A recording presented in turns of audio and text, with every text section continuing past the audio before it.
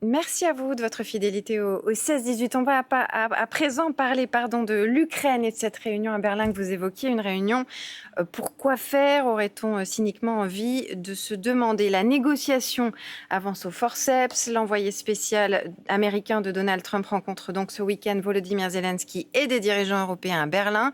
Une nouvelle réunion. Encore une, les formats se multiplient, les capitales défilent, les communiqués s'empilent, mais la guerre continue sur le terrain.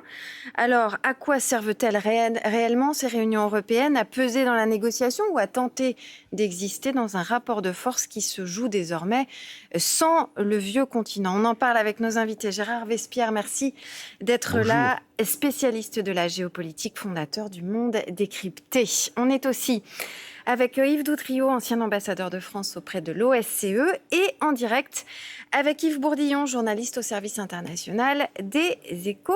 Merci d'être là, Yves, également. Bonsoir. Berlin qui s'inscrit donc dans une longue série de réunions européennes consacrées à l'Ukraine. Objectif affiché, coordination, unité, soutien. Mais pour l'opinion publique, ça commence à faire long, sans résultat tangible et sans progrès. Gérard Vespierre, sur le plan stratégique, est-ce que ces réunions, elles servent encore vraiment à influencer des choses? Est-ce qu'elles ont une capacité d'influence réelle ou est-ce que c'est plus pour faire joli sur le papier et flatter les diplomates? Feriez-vous un petit peu de provocation? Je pose des questions. Parce que, effectivement, nous sommes quand même dans une situation, peut-être que l'opinion publique s'impatiente, mais il y a 4 ans de guerre, n'est-ce pas? Il y a plus d'1 million de morts et de blessés. Alors voilà, ça donne une proportion.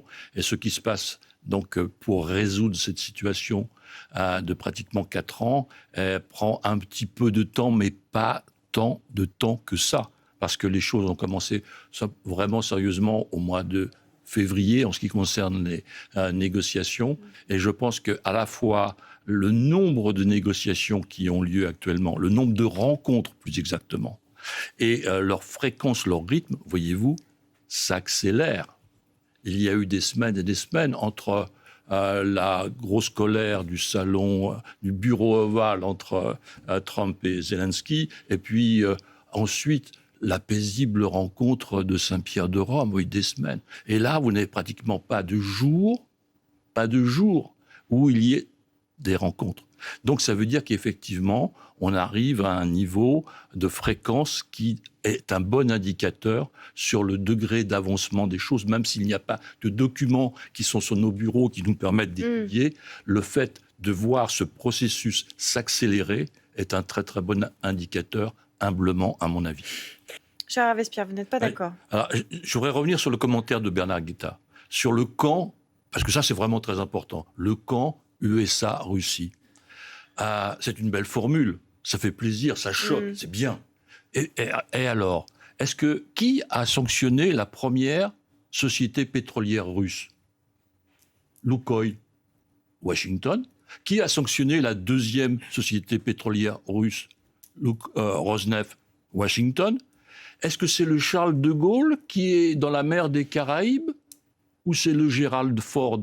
Et le Venezuela, qu'est-ce que c'est que le Venezuela? C'est le premier allié de Moscou dans toute l'Amérique du Sud. Donc, voyez-vous, les situations sont beaucoup plus complexes que cela. Il n'y a pas un camp uni USA-Russie. Les États-Unis ont aussi une pression à exercer, et ils le font sur Moscou. Et une vision géopolitique qu'ils favorisent, ce qui n'est pas le cas. Voilà. De la part de Moscou, actuellement, Moscou regarde vers Pékin au lieu de regarder vers Bruxelles. Et parce que ça a été l'orientation, dès l'arrivée de Vladimir Poutine au pouvoir, effectivement, de prendre une revanche contre l'Occident qui a fait tomber l'URSS, n'est-ce pas? Donc, et par rapport à ce qui vient d'être dit sur le plan économique, il ne faut pas considérer USA, Russie comme étant des égaux. Le produit intérieur brut américain est de 29 000 milliards de dollars, celui de la Russie de 2 000, n'est-ce pas?